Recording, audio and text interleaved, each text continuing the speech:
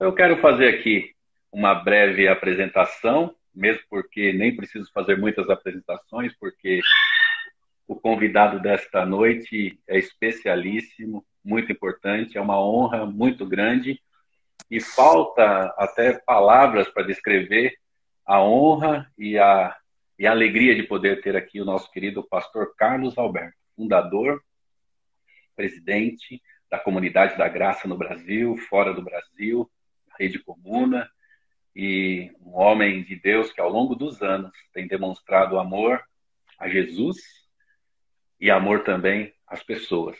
Um homem de caráter ilibado, de uma postura firme, mas de uma postura muito amorosa e que tem nos abençoado muito. E é uma honra enorme, falta palavras para dizer o quanto é importante estar aqui juntamente com esse grande homem de Deus, um dos generais de Deus do século XX, do século XXI agora, dos grandes generais de Deus para a nossa nação.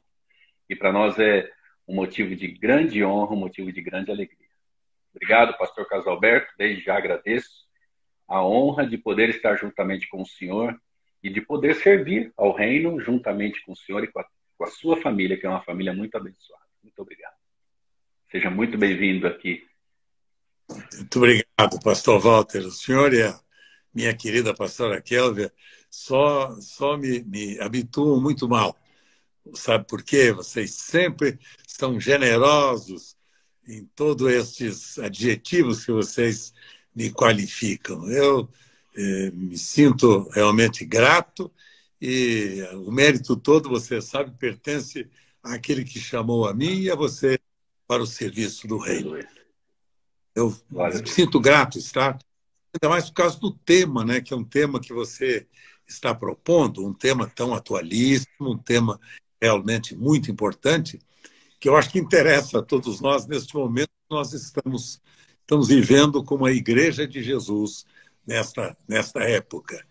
É um tema que fala muito, né, sobre as questões relacionadas com a implantação do reino de Deus e da sua justiça nessa geração, através dos filhos de Deus, que, regenerados pela graça de Deus, foram transformados em discípulos de Jesus.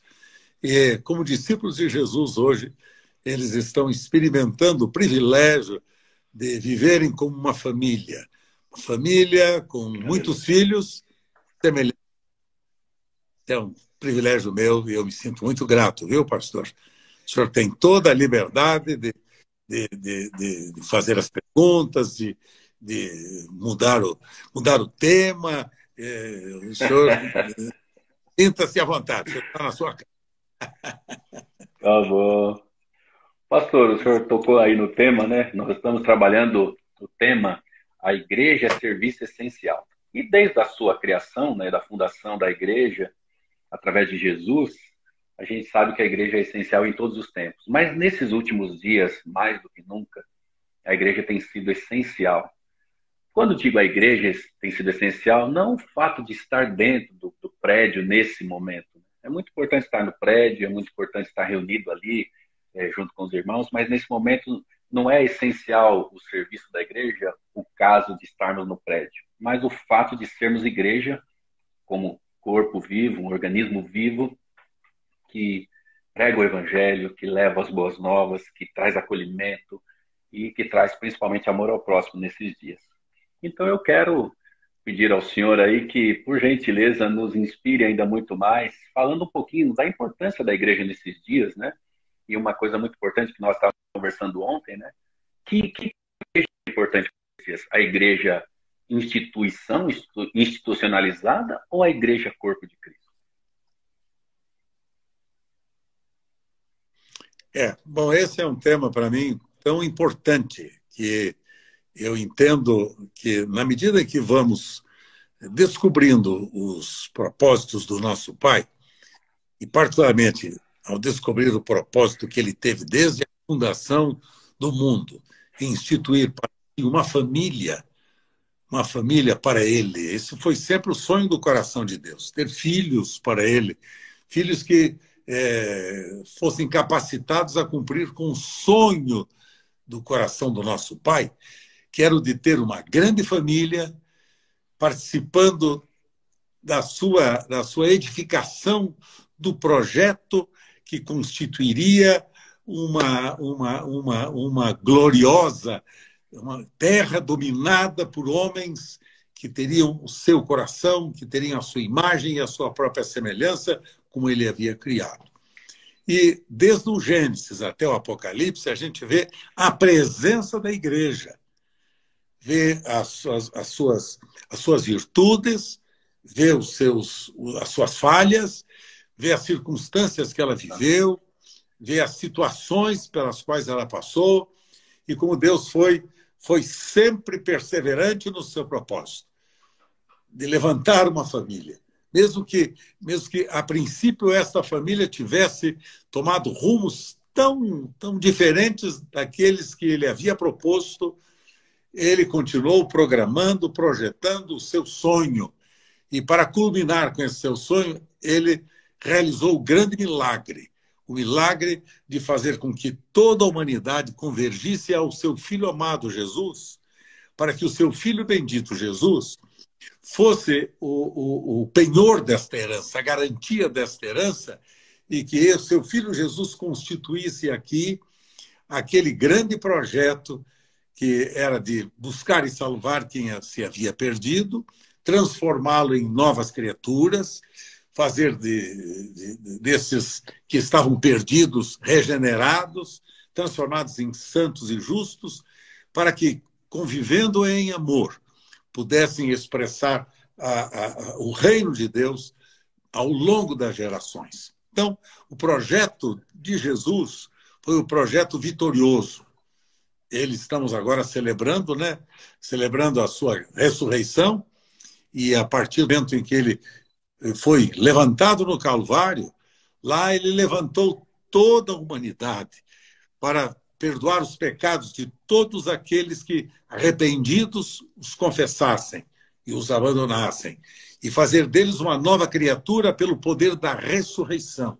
Por isso o apóstolo São Paulo, quando escreve aos Romanos, um livro fantástico da Escritura, e particularmente no capítulo 6, ele diz que nós fomos levantados exatamente com Cristo para vivermos uma nova vida, para sermos agora uma nova criatura. E esse é o projeto do coração do Pai. Esta nova criatura foi criada para que ela pudesse conviver exatamente em amor, uns com os outros. Não fomos criados para vivermos uma vida de independência. Cada um faz o que bem entende, o que quer, e não dá satisfação para ninguém, não reconhece nenhuma autoridade, nenhuma responsabilidade que deva desenvolver para viver como filhos de Deus. Então, o plano de Jesus foi um plano perfeito. E eu estava observando aqui hoje, para falar com você, e com todos aqueles meus queridos que nos acompanham com tanto carinho nesta noite, aos quais eu dou as boas-vindas, e desejando esse tempo realmente com eles de edificação, né, para que sejamos fortificados, fortalecidos nesta graça. Mas eu estava vendo aqui como é que começou esta igreja. A igreja que tem como cabeça Jesus. Jesus, o Senhor desta igreja. Veja como é que eles começaram, depois dessa experiência de regeneração, como é que eles começaram a viver agora uns com os outros. O texto de Atos dos Apóstolos, lá no capítulo 2, no verso 42, diz que eles perseveravam na doutrina dos apóstolos. Eles perseveravam na comunhão, perseveravam no partir do pão, perseveravam nas orações. Em cada um deles havia temor. E muitos prodígios e sinais eram feitos por intermédio dos apóstolos. E todos os que creram estavam juntos e tinham tudo em comum. Vendiam suas propriedades e bens, distribuindo o produto entre todos à medida que alguém tinha necessidade. Diariamente perseveravam unânimes no templo, partiam o pão de casa em casa e tomavam as refeições com alegria e singeleza de coração, louvando a Deus e contando com a simpatia de todo o povo. E enquanto isto, acrescentava-lhes o Senhor dia a dia os que iam sendo salvos. Aqui está uma introdução, né, do sonho do coração do nosso Pai, que fez convergir em Jesus todos os sonhos de transformar o homem numa família de Deus semelhante ao seu filho primogênito chamado Jesus. Esta família foi chamada para viver segundo a doutrina dos apóstolos, fundamentos básicos da vida cristã, que estabelecia agora, né, todos os propósitos que o Senhor tinha e que tem para cada um de nós, para vivermos expressando a vida de Cristo no mundo em que nós estamos vivendo. Então, Jesus vem agora e, através da sua graça transformadora, ele alcança homens e mulheres para fazê-los filhos de Deus pelo poder da regeneração. E esses filhos de Deus passaram a manter um estilo de vida fantástico. Eles tinham, como bem li neste texto de Atos, eles tinham agora um relacionamento de amor, de comunhão, e participavam unidos em todos os atos do serviço que deveríamos prestar uns aos outros. Cuidavam uns dos outros, não havia necessitado entre eles, eles estavam todos vivendo em uma vida de comum serviço, né? Era uma verdadeira comunidade com que eles tinham realmente o prazer de compartilhar a sua vida, compartilhar seus sonhos, projetos, uns com os outros, de caminhar junto um com o outro para estabelecer o reino de Deus aqui nesta terra, na geração. Então, meus queridos, a Igreja de Jesus não é um templo. O templo que se refere a este texto que acabei de ler era o templo em Jerusalém, o templo dos judeus. E eles estavam reunidos exatamente não dentro do templo, mas fora do templo. Lá eles reuniam-se e lá eles mantinham esse relacionamento de amor, de serviço de uns para com os outros. Gosto muito quando a Escritura fala de uns aos outros, de uns para os outros, porque a vida cristã não é de mim para mim mesmo, ou de mim apenas para algumas pessoas em particular. Não, é de uns aos outros. Daí, né, o título, né, do meu livro, os mandamentos recíprocos, são 25 mandamentos recíprocos que tratam, esses mandamentos tratam exatamente do compromisso que nós temos de uns para com os outros. Então, a Igreja de Jesus, como bem você afirmou, meu querido Walter, a Igreja de Jesus não é um clube, ela não é uma farmácia, ela não é uma oficina que eu busco conserto para uma vida defeituosa. A Igreja de Jesus é o corpo vivo de Cristo, tendo a Cristo o Senhor como cabeça. Ele é o Senhor da história, é o Senhor da Igreja. E esta Igreja, ela está toda vinculada a Ele, a Cristo, para expressar a vida de Cristo. Não é para expressar a minha vida, nem a sua vida, mas a vida de Cristo. Como dizia Paulo, é Cristo em vós, esperança da glória. Então, era a vida de Cristo que se manifestava. E se manifestava nos relacionamentos de uns para com os outros.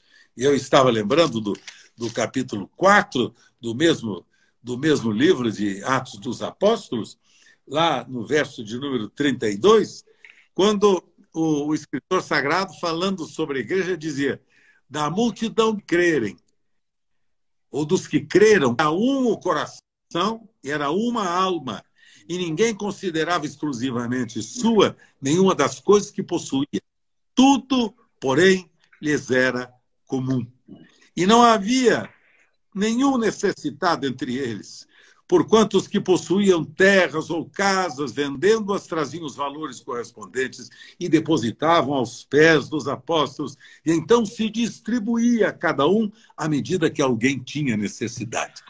Esta é a história da Igreja de Jesus, pela qual eu sou apaixonado, pela qual você, Walter, também é apaixonado. A história do serviço que esta igreja presta aos menos favorecidos, aos carentes, aqueles que, não conhecendo a graça de Deus, vivem uma subvida, uma vida, às vezes, tão empobrecida, tão miserável, por desconhecer as riquezas, né, infindáveis do nosso Pai Todo-Poderoso, que preparou e fez um projeto para suprir cada uma dessas carências e necessidades e fazermos, como diz a Escritura, acima de todas as coisas, os filhos amados do coração de Deus, que expressam a vida de Cristo nesta geração. Eu tenho uma paixão especial pela vida da igreja. Jesus é o cabeça e nós somos, cada um, membros deste corpo. O apóstolo São Paulo escreve aos Coríntios, aos Romanos, e fala exatamente dessa realidade. Né? Um é a mão, outro é o olho, outro é o pé, outro é o braço. Cada um tem uma função. A beleza da multiforme graça de Deus que fez com que nós nos tornássemos membros uns dos outros, dependentes uns dos outros. Isso é mais ou menos por cima, por alto, né? Uma visão do que nosso Pai projetou para que nós vivêssemos como igreja dele nesta geração. Eu separei aqui, sabe, Walter e meus queridos amigos e irmãos, eu separei aqui, em relação à igreja, né, qual é o propósito, qual é a visão que esta igreja deve desenvolver para cumprir com a vocação celestial. E, em primeiro lugar, é bom a gente saber que ela é a comunidade dos regenerados. Comunidade dos regenerados, a Igreja de Jesus. Não é um prédio, mas são pessoas. Pessoas. Primeiro, eu separei aqui 10 expressões da Igreja de Jesus nesta geração. Primeiro, ela foi chamada por ele para ser o corpo vivo dele nesta geração. Segundo, ela é a Igreja de Cristo, não é dos homens. Ela é a Igreja de Cristo. Ele é o Senhor da Igreja. É a suprema autoridade sobre a Igreja. Ele é o cabeça da Igreja. E nós somos os membros desse corpo. Ela foi santificada por Cristo. Ela tornou-se um corpo santo, um corpo vivo santo para viver de acordo com o projeto do Pai, abençoando onde ela estiver, aonde ela se manifestar. Ela foi vivificada pelo Espírito Santo. É o Espírito Santo que a constituiu e que, através dela, manifesta o projeto eterno de Deus. Ela, o corpo de Cristo, sendo Cristo o cabeça. Os regenerados são membros desse corpo. Ela é a esposa de Cristo. Ela é chamada do povo santo de Deus. Ela é o templo de Deus. Ela é esposa do Cordeiro. Ela é esposa de Cristo. Ela é perseguida. Ela realmente sofre rejeição. Em todo o tempo ela sofre rejeição.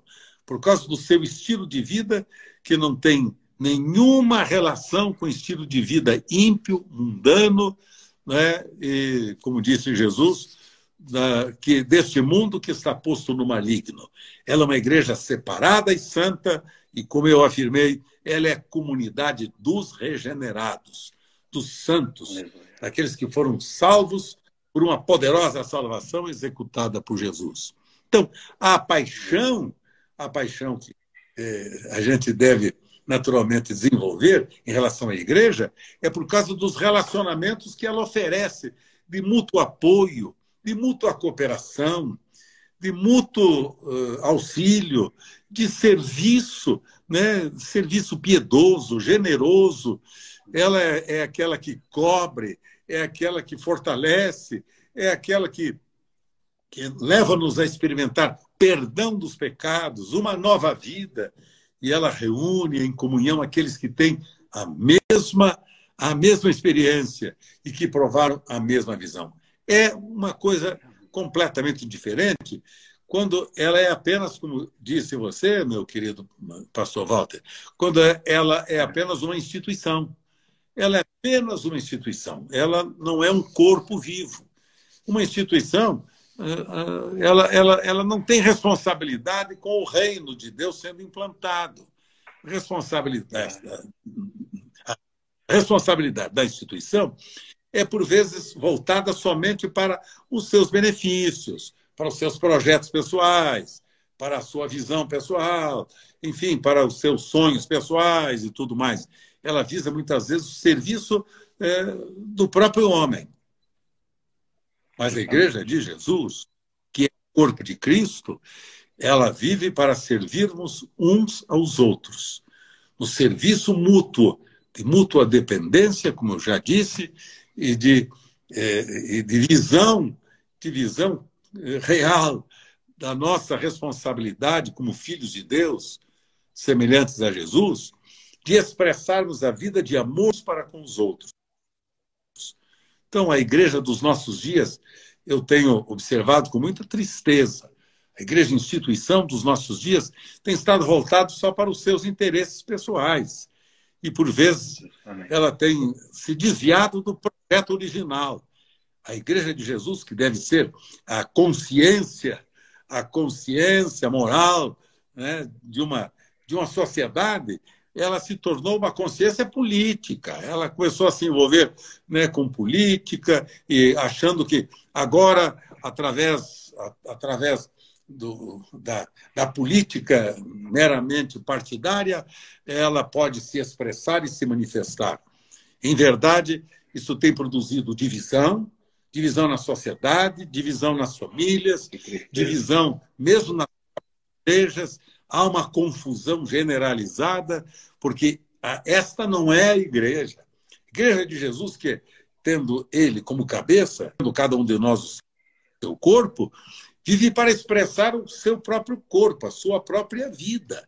Né? É dar o pão a quem tem fome, visitar quem está preso, vestir aquele que está nu, dar o alimento, né, necessário para aquele que padece, cuidar do órfão, do oprimido, do fraco, do necessitado, do aflito, da viúva, né, dos carentes dos nossos dias, daqueles que são minorias com tantas necessidades e carências, precisando de uma manifestação da bondade do nosso Pai através das pessoas que Ele transformou em seus filhos, em sua família, em seu povo, em sua herança, chamados eles para ser o sal da terra e a luz do mundo, para expressar Cristo. Então, a igreja, para mim, que eu amo de paixão, é a igreja que expressa o amor de Deus, que manifesta os princípios de Jesus,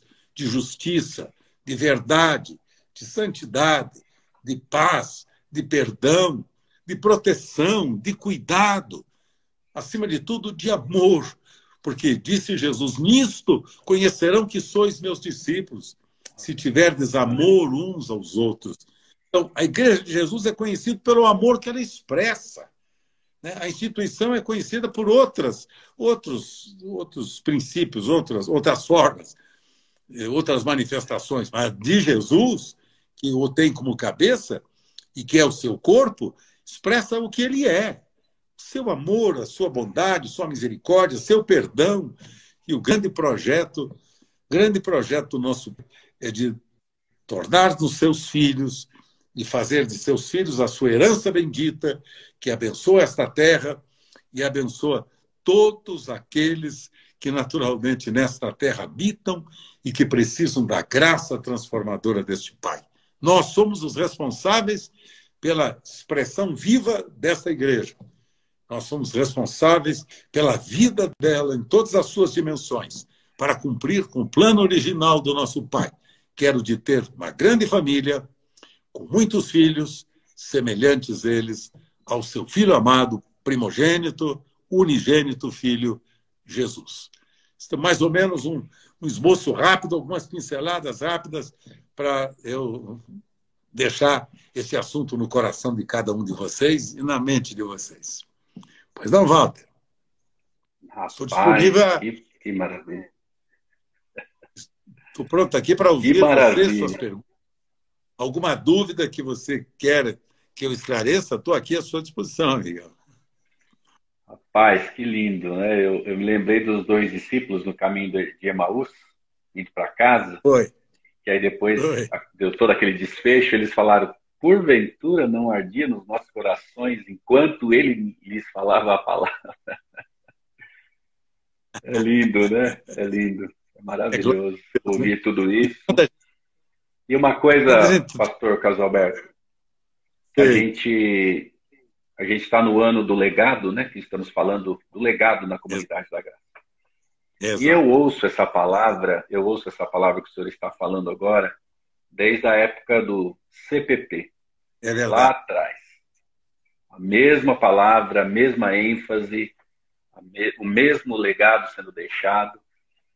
E realmente, a igreja, ela é aquela que permanece firme no fundamento. Por isso que estamos falando do legado, né? Falando sobre um firme fundamento, que é a palavra de Deus. Isso. E como instituição, a gente precisa se adequar às coisas que vão acontecendo ao longo do tempo. Mas como Claro. igreja, organismo vivo, nós já estamos com a base firmada na palavra. Então é uma honra enorme, né, poder pertencer a uma igreja firmada com bases, com os pés fincados na palavra da cruz. Isso É é muito quando a gente, importante para todos nós. Como é que perfeito. é? Quando a gente fala em legado, a gente pensa exatamente nas verdades, princípios e experiências que nós tivemos lá no passado. E a herança que queremos deixar para a próxima geração, né? Uma herança de uma igreja viva que soube expressar com dignidade o projeto de Deus e que fez como base principal desta instituição, da edificação dessa instituição, fez a doutrina dos apóstolos, os fundamentos básicos dos ensinos de Jesus e dos apóstolos, que no Novo Testamento estão todos eles arrolados, tratando os relacionamentos entre pessoas, como dissemos, né? Relacionamento conjugal, relacionamento familiar, a relação entre pais e filhos, né? A base do casamento, a base de uma vida de santidade, a base de uma nova vida, de um coração novo, de um coração regenerado. Né? Estas bases fundamentais fazem parte da história da comunidade da graça, é verdade, porque nós temos procurado firmar todos os nossos passos nestas verdades. E, estabelecidas estas bases, este alicerce, queremos construir um corpo vivo para o futuro, para abençoar, né, centenas e centenas e milhares de pessoas que necessitam alcançar esta graça transformadora. Então, o nosso legado que queremos deixar é que somos uma igreja família, a família de Deus, a família dos filhos de Deus. Porque filhos de Deus são aqueles que foram regenerados, nascidos de novo. Como disse Jesus, veio para que era seu, mas os seus não o receberam. Mas a todos quantos o receberem, deu-lhes o poder de serem transformados em filhos de Deus. Então, a primeira característica da Igreja de Jesus é que ela é família de Deus, é constituída dos filhos de Deus. Dos filhos de Deus. E filhos de Deus são aqueles que receberam a Jesus, experimentaram o perdão, transformação, novo nascimento, a nova vida, e agora expressam a vida de Jesus, né, pelo poder do Espírito Santo que nela atua. Então, a igreja, uma igreja família, família de Deus, é esta família que vive o amor de Cristo e quer expressar o amor de Cristo na sua plenitude.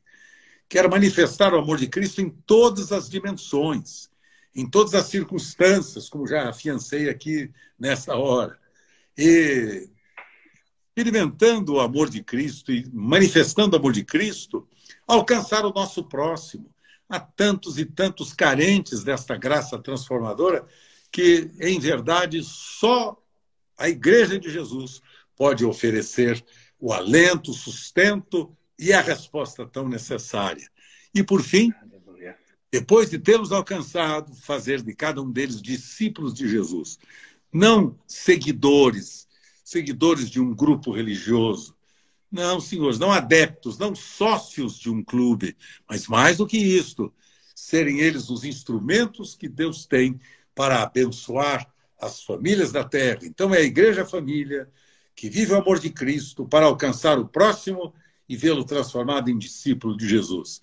Os discípulos de Jesus são aqueles que ganharam não só a natureza, mas ganharam agora a capacidade de expressar a vida de Jesus, né, como discípulos fiéis de Jesus, tendo a mente e o coração de Jesus para expressá-lo em todas as situações. Esta é a paixão que nutre, né, o nosso coração e que desejamos que a cada dia, através da nova geração que vem aí, que está recebendo este legado, né, desses princípios fundamentais, que essa nova geração também experimente a possibilidade de expressar toda essa verdade que traduz o plano original do nosso Pai, que foi ter filhos, que foi vê-los vivendo em amor, a fim de alcançarem o próximo e, depois de tê-los alcançado, vê-los transformados em discípulos de Jesus,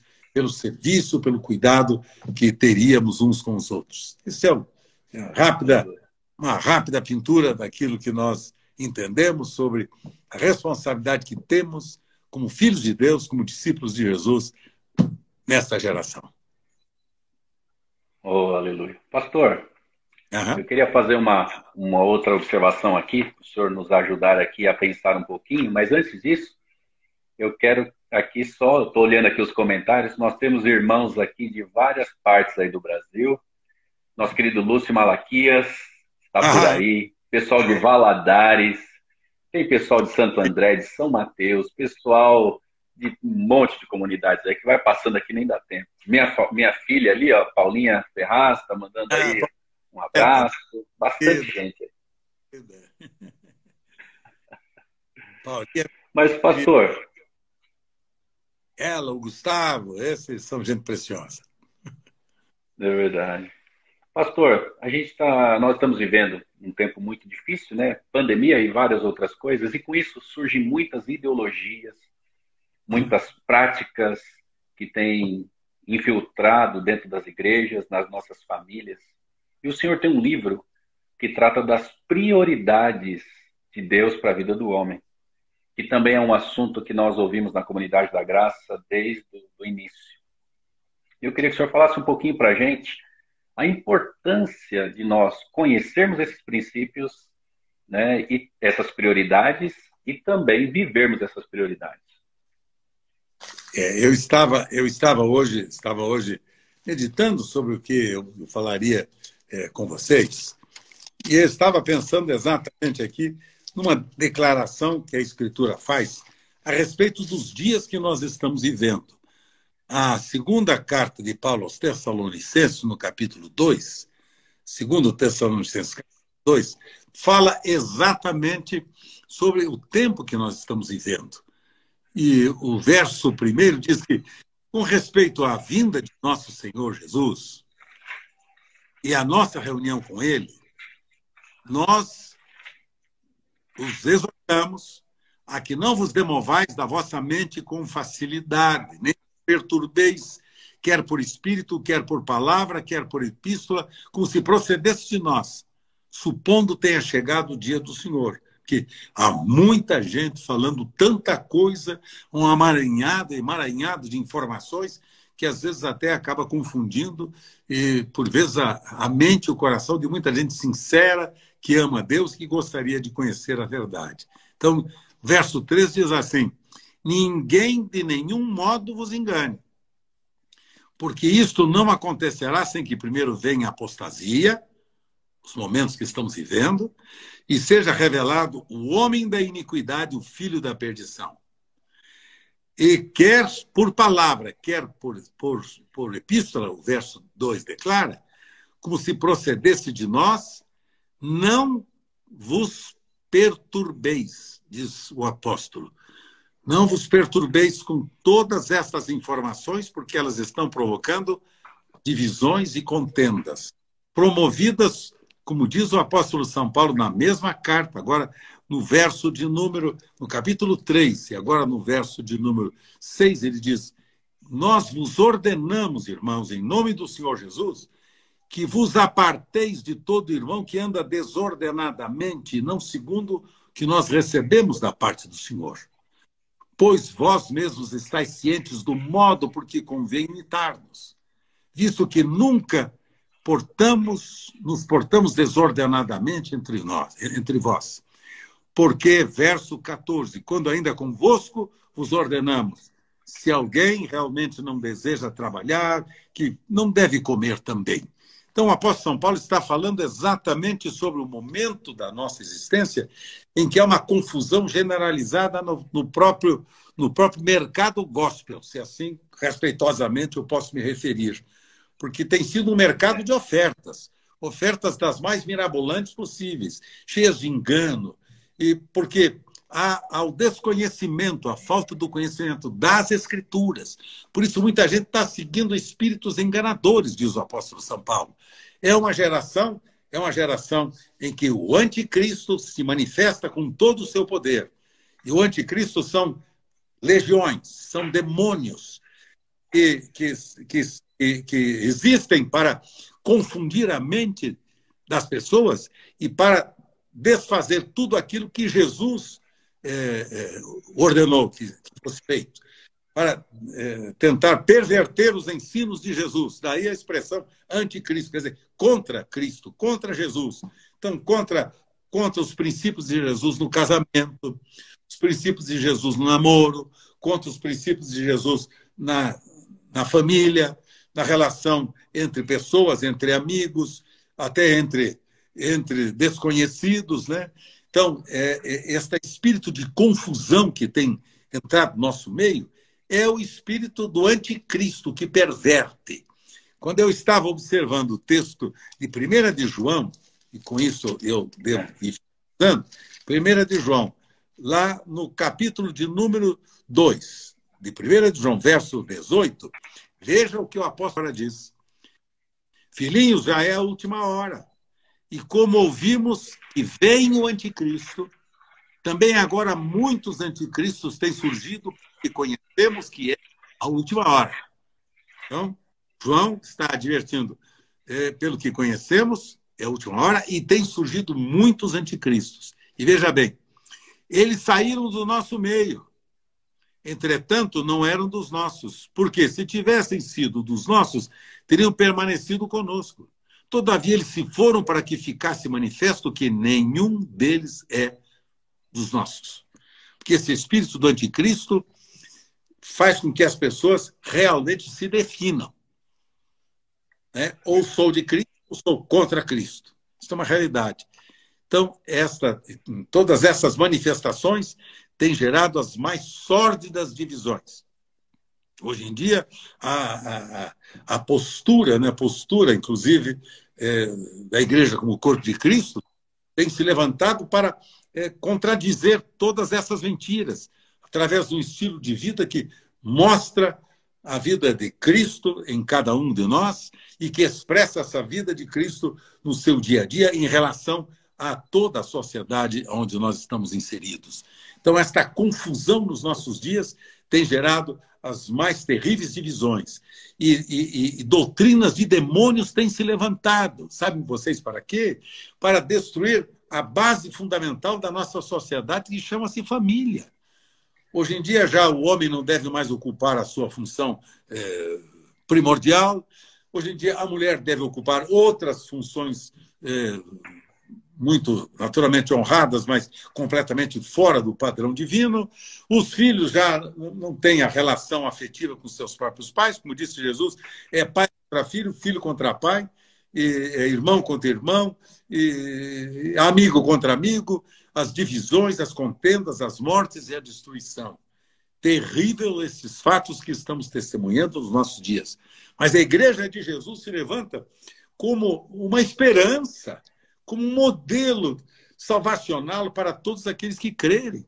A Igreja de Jesus vem e oferece os princípios e os padrões do reino de Deus para as pessoas. O padrão de uma vida de equilíbrio, de uma vida de respeito, de ordem, de disciplina, de obediência, de uma vida de santidade, de uma vida de expressão da justiça, né, de uma vida santa, ilibada, que manifesta a glória de Deus, manifesta a vontade de Deus em todas as suas dimensões. Então, a única esperança para este mundo, meu querido pastor e amado companheiro de ministério ao longo dos anos, e queridos irmãos e pastores e ovelhas que participam deste momento, a Igreja de Jesus é a única que oferece a opção para uma sociedade de justiça e de equidade, de retidão e de verdade. É uma sociedade cheia de amor, e o amor de Deus que se expressa na abundância em favor de todos aqueles que, crendo, vão experimentando as abundâncias do nosso Pai. Então, a Igreja de Jesus, em meio a toda esta perdição, esta miséria, que a Escritura fala que é o sinal dos últimos dias, a Igreja de Jesus vai fazer diferença. Ela vai ser como uma lâmpada colocada no alto do candeeiro. Ela vai ser elevada e vai produzir sal e luz nesses dias de tanto desencanto e desespero. Que sejamos nós esta opção para abençoar todas as famílias da terra. Esta Igreja de Jesus oferece, através do ministério de Jesus, do Espírito Santo, não só perdão dos pecados, mas cura das enfermidades, libertação das opressões, transformação da vida e a restauração de lares e famílias. Repito, esta é a Igreja de Jesus, que eu e você amamos e que nela fomos colocados como membros deste corpo vivo. Portanto, oro para que a bênção do Pai, Filho e Espírito Santo esteja sobre cada um de vocês e de você, meu amigo Valtinho, para que a graça de Deus em você opere, para abençoar tantos e tantos como você já tem feito. Deus te abençoe. Amém, amém, amém. Muito obrigado, pastor, por esse tempo. Passa tão rápido, eu estou olhando aqui no relógio. Que pena que acabou. Que pena, que pena. Mas eu queria orar. Fica tranquilo. Eu continuo ligado.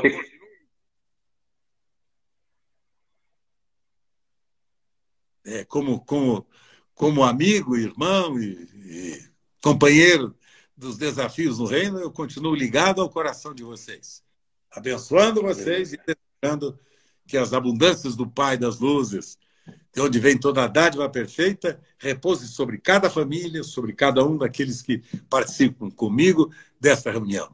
E aqueles que estão carentes, necessitados, enfermos, passando por lutas, dificuldades, hospitalizados, vivendo o drama terrível de uma recuperação desta pandemia, outros que estão vivendo os dramas, né, de todo este mal, que no nome de Jesus recebam saúde, recebam libertação, em nome de Jesus, o Senhor da Igreja. Haja vida, libertação, saúde, vitória, restauração da família, restauração do casamento, restauração dos relacionamentos interpessoais, que haja vida abundante, em nome de Jesus, e que todo principado e potestade, e que todo espírito do anticristo, manifestado através de legião de demônios, seja expulso, repreendido, anulado, em nome de Jesus, para a glória de Deus, o nosso Pai. Amém. Amém. Pai, obrigado pela vida dos nossos queridos pastores. Eles têm sido, ao longo dos anos, pessoas que têm feito muito bem à igreja, não somente a nossa igreja, a Comunidade da Graça, mas a todas as igrejas no Brasil. Que a tua bênção, o teu poder, o teu amor, a tua paz, a tua cura, a tua bênção venha sobre a vida dos nossos pastores. Como nós fazemos todos os cultos e todas as reuniões, todas as nossas refeições, nós oramos pelos nossos pastores. Obrigado. Pedimos que sobre eles continue a bênção de Deus. Continue sobre eles o temor do Senhor. Continue sobre eles a bondade do Senhor. Continue sobre eles a graça vinda do alto, a unção do Espírito Santo. O fato deles ser cheios do Espírito Santo, isso tem nos abençoado tanto. Quando oramos por eles, ó Pai, oramos por toda a família desses nossos amados pastores. Oramos por todos aqueles líderes que eles representam, a começar da casa deles, os filhos, os netos, toda a família, os genros, as noras, toda a história dos nossos queridos pastores. Que a tua bênção venha sobre eles mais uma vez. E assim como está escrito na sua palavra, que o choro pode durar uma noite, mas a alegria vem pelo amanhecer. Nós temos a esperança no Senhor de que Ele é aquele que abre as portas e conduz a nossa vida sempre em triunfo para a glória do nome de Jesus. Que venha sobre a vida dos nossos pastores saúde, venha sobre eles a tua paz, a tua bênção continuada, em nome de Jesus. Amém. Amém. Assim seja, Pai. Em nome de Jesus. Aleluia. Aleluia. Obrigado. Obrigado. Obrigado. Eu que agradeço, meu querido pastor. Que honra para a gente. Que alegria. Muito obrigado. Que esta noite seja uma noite abençoada para o senhor, para a pastora Sueli, para toda a sua família. E todos vocês, irmãos, pastores aí mandando abraço de todos os lugares, irmãos e irmãs de várias comunidades, demonstrando carinho para o nosso querido pastor. E eu fico muito feliz em ver essas expressões aí. Olha aí, pastor, tantas expressões de amor, de carinho, pessoas enviando abraço, concordando com a palavra que foi falada, porque isso é muito importante, vivermos em concordância. Olha aí, Renato Ortunho, lá de Taubaté, e outros pastores mais aí. Que bênção. Muito obrigado, pastor. Uma boa noite. Obrigado por esse tempo disponibilizado pelo senhor. E nós estamos muito honrados com a sua presença.